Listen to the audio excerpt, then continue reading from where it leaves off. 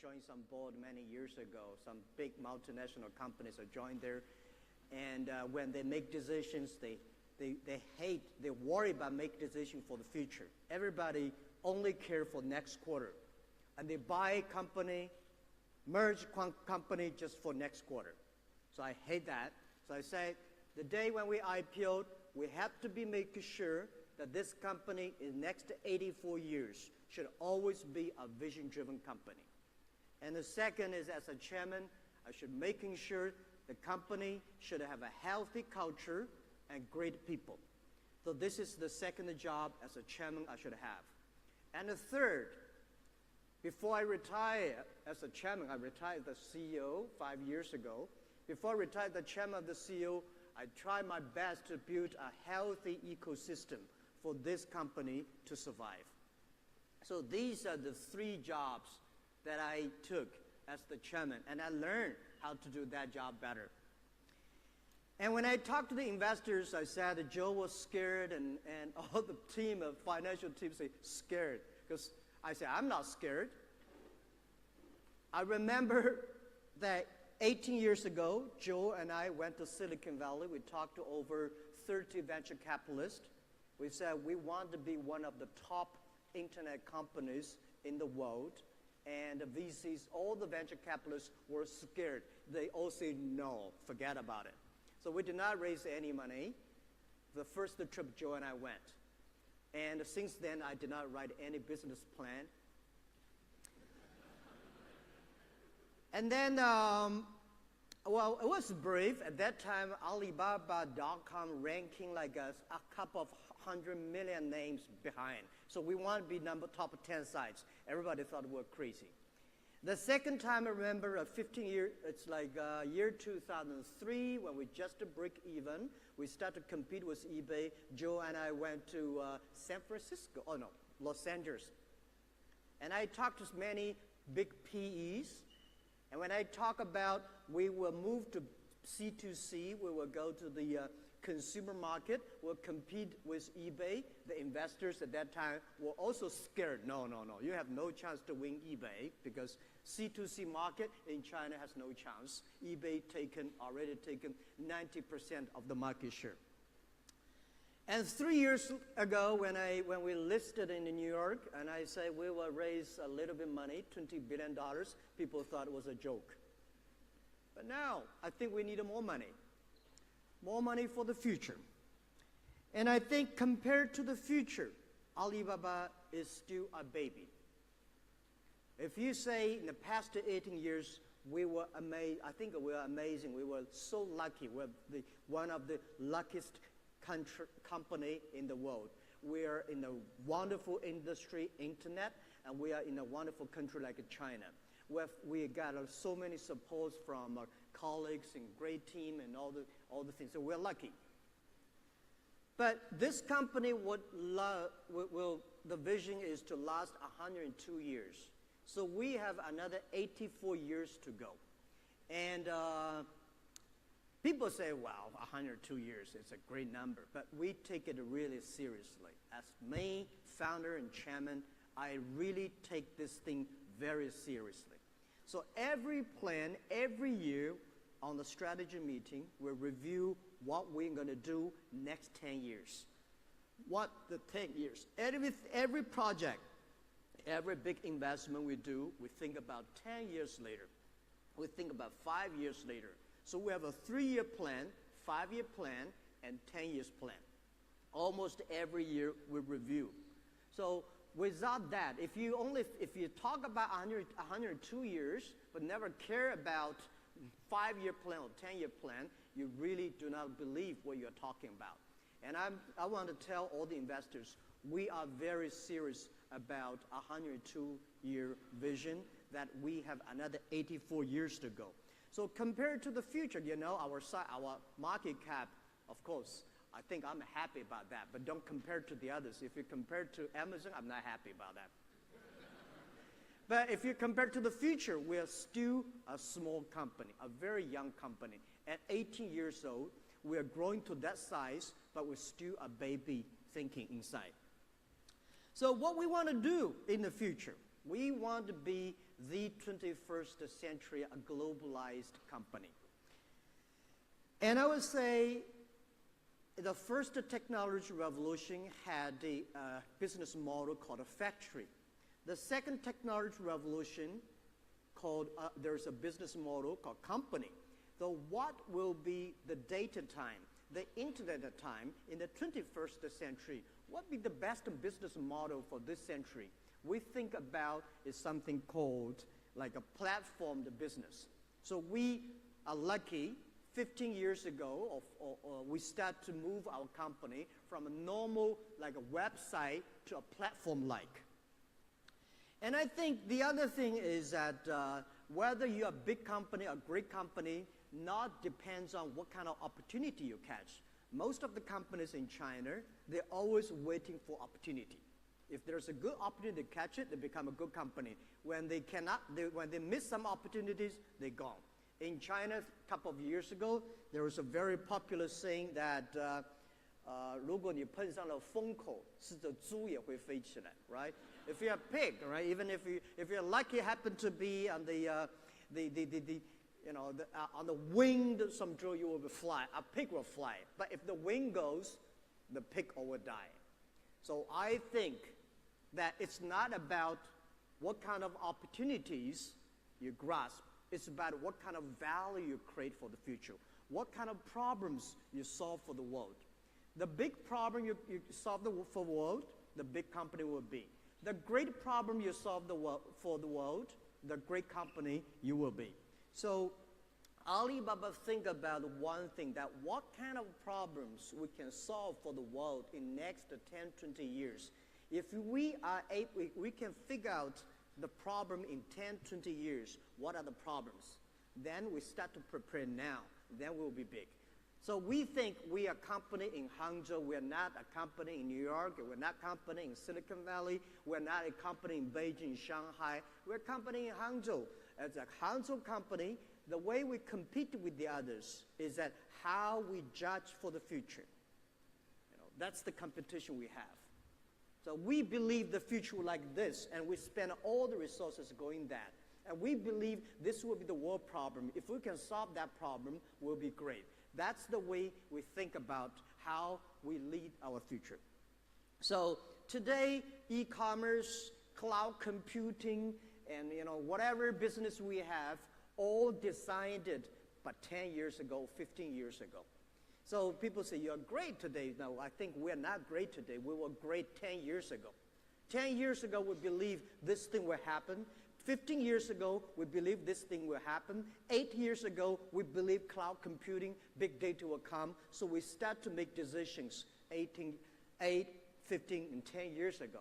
And then we put all the resources, all the talents, everything just to focus on.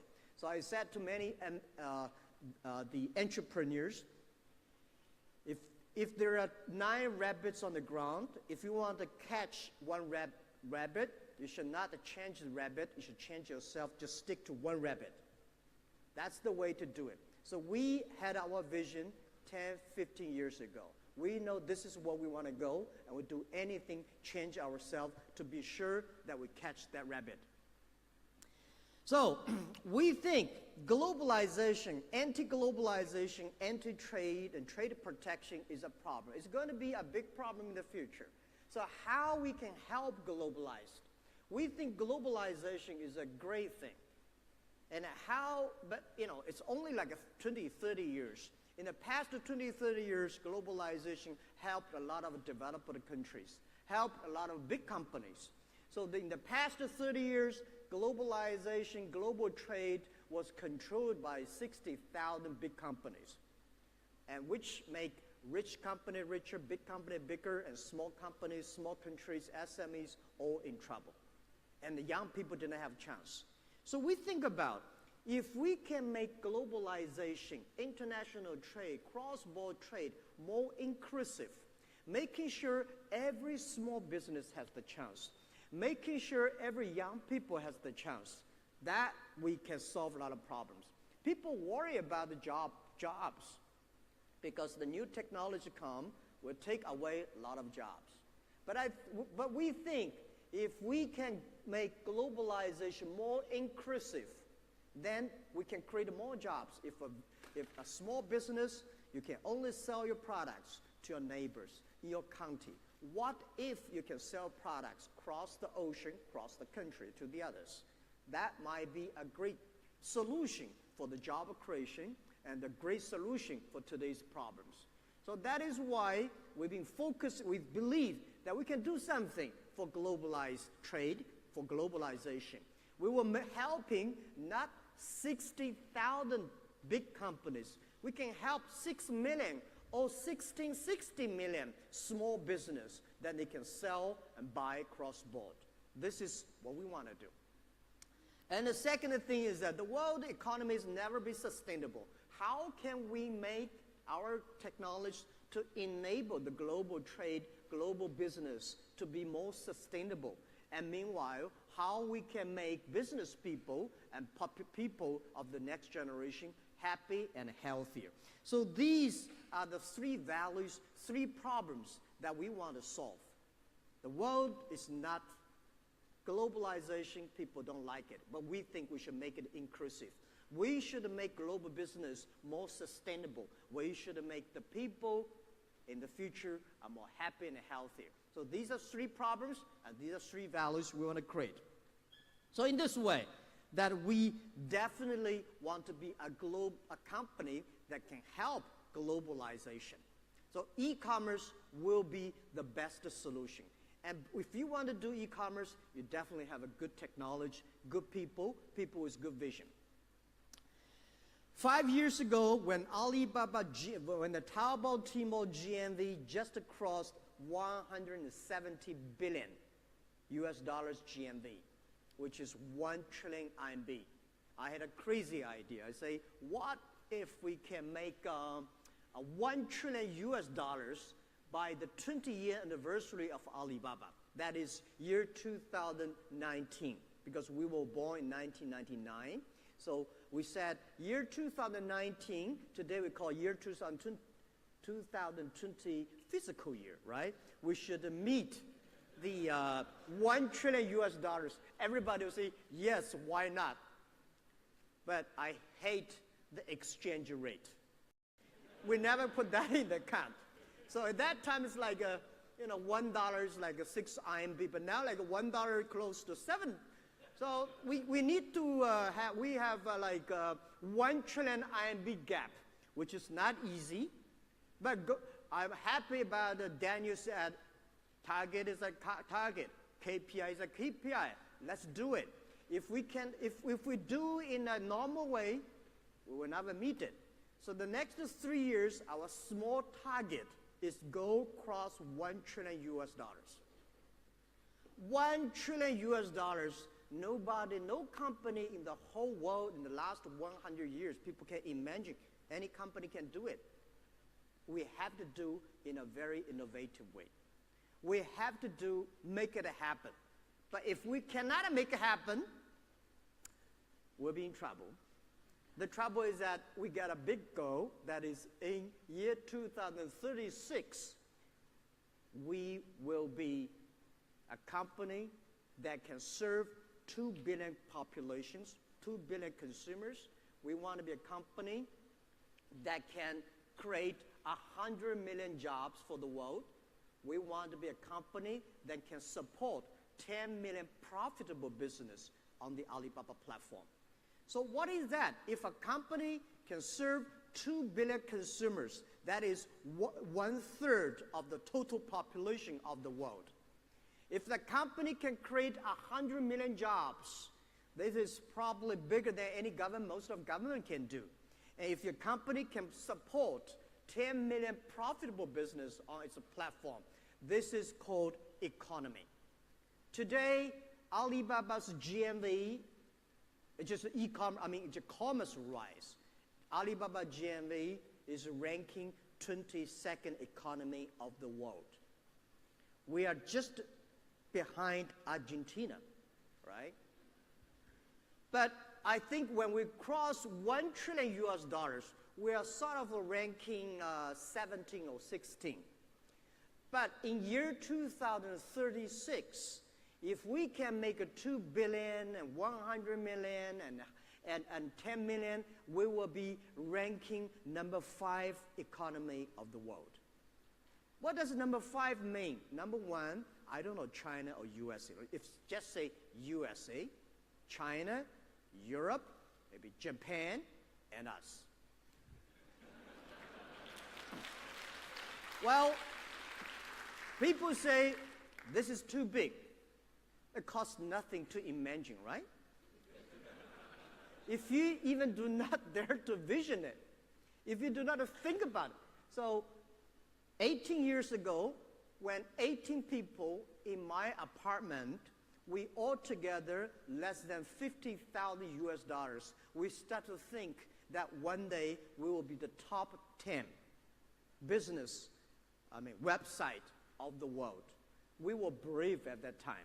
Today, we have 55,000 people. We have a lot of money. We have a lot of talents, technology, data. We have a lot of users, or we have 500 million people already using our services. Why not think about it big? Of course, we do not own that economy. The 5th largest economy, we envision, we believe if Alibaba cannot do it, the other people will do it. So if we can work with other people, make this global new economy, it's based on internet. Using this economy, we were helping global buy, global sell, global pay, global logistic, and global travel. Today, many cities in China, you don't need to do anything. Just a mobile phone, you can travel all around the world. We believe in a couple of years, when you have a passport and mobile phone, you can travel all around the world.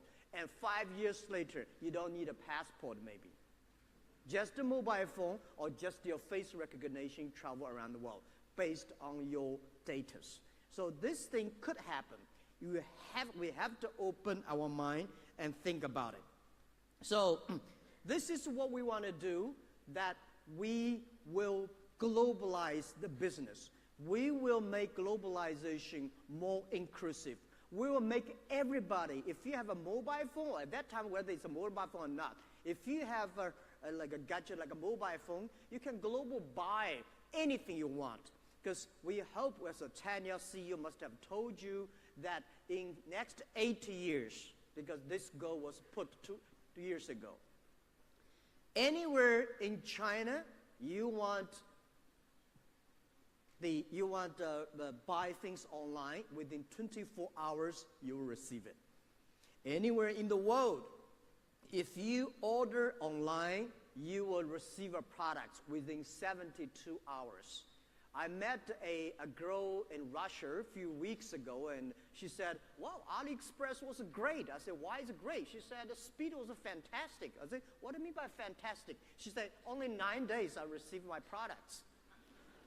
Remember, like 2 years ago, it took almost 2 months and a half for a Russian girl to receive a product from China to Russia through AliExpress. 9 days for them is like a rocket. But we will make it happen anywhere in the world. For Chanyo, I told the Chanyo, one of the vision for Chanyo is 24 hours anywhere in China. So Beijing faster, Shanghai faster, Guangzhou fast, to my standard, does not account. Tibet fast, Mongolian fast, Yunnan fast, Guizhou fast, that is called the speed.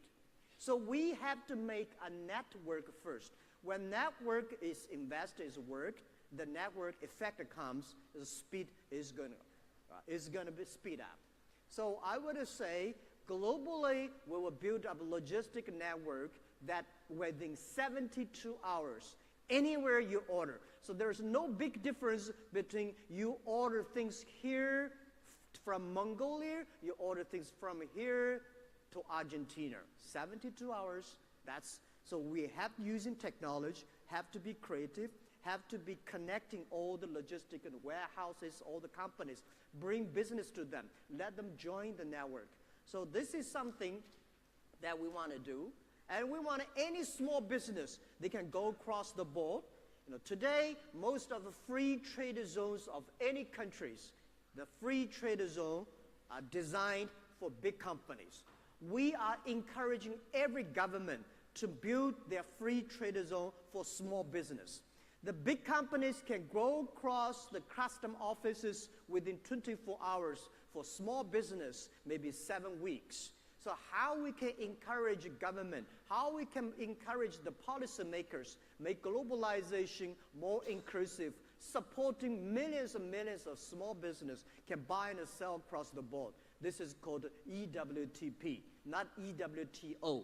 EWTO is organization, very complicated. Platform is something we can work on. And also payment, I think Eric has told you about. We are building up a network that we were making sure every small business, every individual in next 10, 20 years, the financial should be inclusive. And we believe TechFin, not the FinTech. Right? FinTech is a financial institute try to improve their power. TechFin is to enable everybody to be able to reach the financing. We are technology companies to making sure that everybody is equal. Everybody should be able to reach the money they want. Not those people don't need the money, money come. Need the money, you never receive it. So this is something we want to bring to the world. And I've been working very hard, shareholders. I've been really working hard. Last year, I fly in the air 870 hours, or 876 hours. And traveling and meeting, visiting 40 countries, and seeing all the prime minister like a diplomatic minister. I'm happy that I'm enjoying doing that. I got a lot of response from those countries. And Malaysia, as the first country, has already started the EWTP, the testing country. And we will try to make this thing more and more popular. And we will try, I'm sure that more and more young people, women, small business, government officers will join us. So this is something that I'm excited about. If we really can make the 5th largest economy, we need 2 billion population. As the 2 billion population, China will probably get 800 million something. We need 1.2 billion people from outside China. This is why we go Southeast Asia, one road, one belt. And imagine the other thing, which you think about. President Xi Jinping announced in Davos meeting, next 5 years, China is going to import $8 trillion US. This one road, one belt conference just happened last month. The China government again say in next 5 years, China will import $8 trillion US. Guys, what does $8 trillion US mean? 16 Walmart Global. Then China is changing very fast from exporting country to import countries. So this $8 trillion means a lot to China, means a lot to the world, of course, means a lot to a company like Alibaba. Because e-commerce probably will be the solution. If you go to Guangzhou Fair or Las Vegas Fair to sell $8 trillion, it's impossible.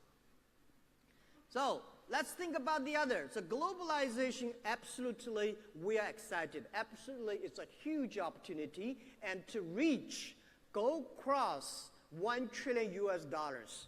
And next 3 years, we need a lot of money from GMV from these countries. So that's why Lazada, AliExpress, all going to move very fast. The second opportunity I would say is China opportunity. China today have more than 300 million middle class. They are middle class, but the spending capability, capability is very low. So China is going to reach, with today's growth, in 5 to 6 years, we're going to have 500 million middle class. That means almost close to 2 American population. And this is going to be a huge change for this economy. And China today is shifting from investment economy, export economy, to domestic consumption. Domestic consumption, definitely today e-commerce will take a huge role inside that. And we think that consumption upgrading, importing is the key. So we're going to do a lot on that. And China, the other thing is which I told last year, that a lot of people did not agree. I say in next 10 years, China is going to facing 5 new retail, new manufacturing, new financing, new technology, and new energy. The new retail, I think you have heard about Daniel yesterday talk about in the detail.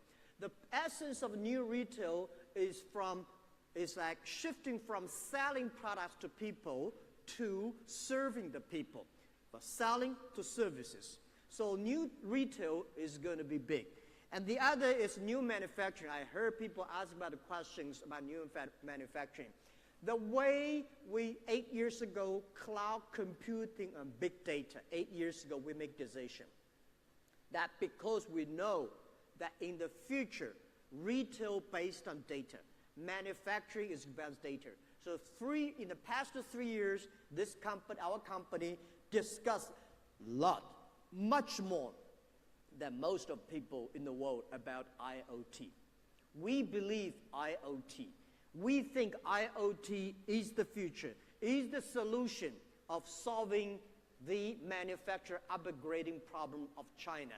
Today, a lot of people in America talk about AI, big data, especially AI. It sounds like if you do not talk about AI, you are in trouble. Honestly, we never talk about AI in the company. I hate people talk about AI in the company. AI normally discussed by those companies without data. AI is normally talked by the academic professors. We've been using that for a long, long time.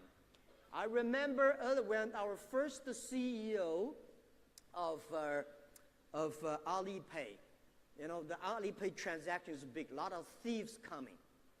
So in order to, because if like Alipay today's transactions amount, we need at least 2,000 policemen, maybe 20,000 policemen. You cannot catch all the bad guys because when you have such a large transaction, all the bad guys come. So we use machine learnings. We hired over, I think in our company, more than 200 policemen joined us. They are all the expert of criminal behaviors. So we teach computers to learn how to catch criminals. If you are a thief, a great thief can figure out 10 ways of stealing money. This is a great thief. Normally, a thief can only figure out 2 or 3 ways. But computer can learn 20,000 or 2 million ways. So when the thief will think he is so smart with the idea, the machine will say, I have seen this 100 times. So I think doing good things, to me, AI, doing good things for the other people, normally irrational. I just love you. I like you. I do things without thinking. All the bad guys do bad things with logic. If you have a logic, AI can do a better job than you are. So to my understanding, machine learning and artificial intelligence is the best way to arrest bad guys. We've been doing that on the e-commerce and Alipay for many years, and we never call it AI. And I think that the IoT is going to be big because in the past years, machine all drink electricity. Next 20 years, machine will drink data. In the past 20 years, we make people like a machine, and next 20 years, we will make machine like a people. So this is going to be big. The China 2025 and the Germany 4.0 This all moving to the data. And new financing